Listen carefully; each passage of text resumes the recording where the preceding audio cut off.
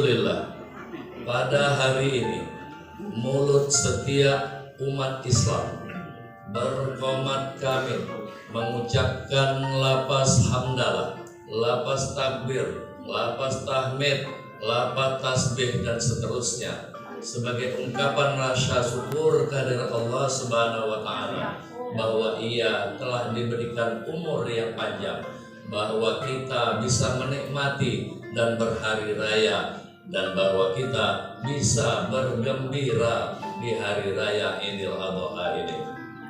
Sebab jangan-jangan ada di antara saudara-saudara kita yang setiap waktu berdoa, ya Allah, tunjuklah aku ini umur panjang, mudah-mudahan aku ketemu dengan Idul Adha.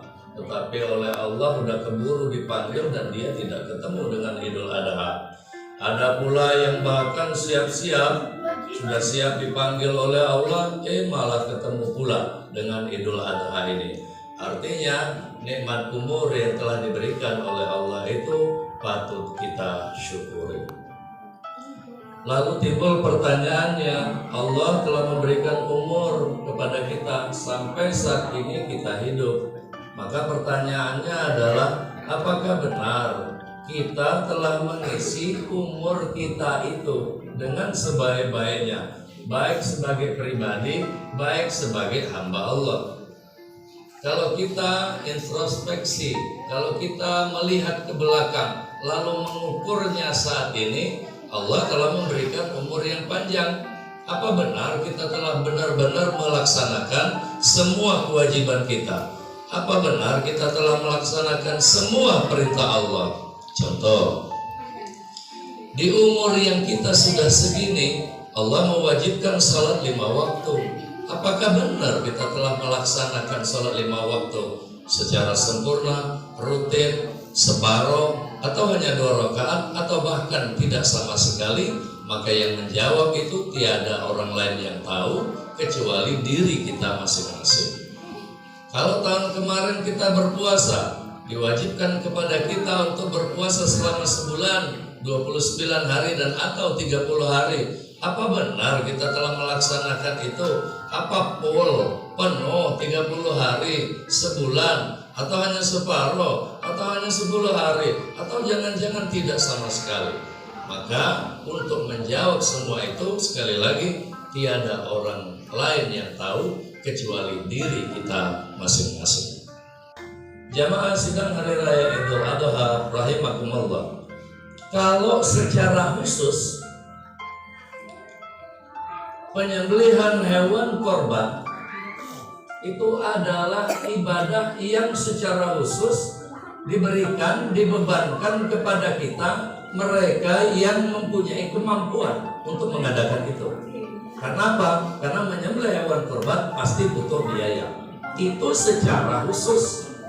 Bagaimana dengan secara umum? Kalau secara umum, pengorbanan yang kita lakukan, baik untuk pribadi, baik untuk keluarga, untuk lingkungan, untuk masyarakat, ini juga bernilai kurban, bernilai ibadah. Kuncinya adalah ikhlas lillahi ta'ala. Jangan ikhlas dimakbul. Apa saja yang bisa kita berikan, itu juga bentuknya pengorbanan. Gotong royong membersihkan lingkungan masjid, gotong royong membersihkan lingkungan kita. Asalkan dilakukan ikhlas lillahi ta'ala, bukan dimakbul dengan sianu dan sebagainya, maka itu bermakna kurban, bernilai ibadah, dan insya Allah berpahala. Kita juga berkurban dalam hal biaya. Terserah anak besar, anak kecil, mengganti listrik masjid yang putus, membelikan sandal jamaah untuk wudhu, membelikan sapu hijau pengepel. Itu juga pengorbanan yang secara umum. Kuncinya asalkan dilakukan dengan ikhlas lillahi ta'ala, maka insya Allah akan bernilai ibadah dan ada pahalanya di sisi Allah Subhanahu wa ta'ala. Pengorbanan terendah sekalipun, asalkan ada kebaikan, ide-ide, rencana, untuk membangun menara masjid dan sebagainya. Apa yang bisa kita berikan itu juga bentuk pengorbanan.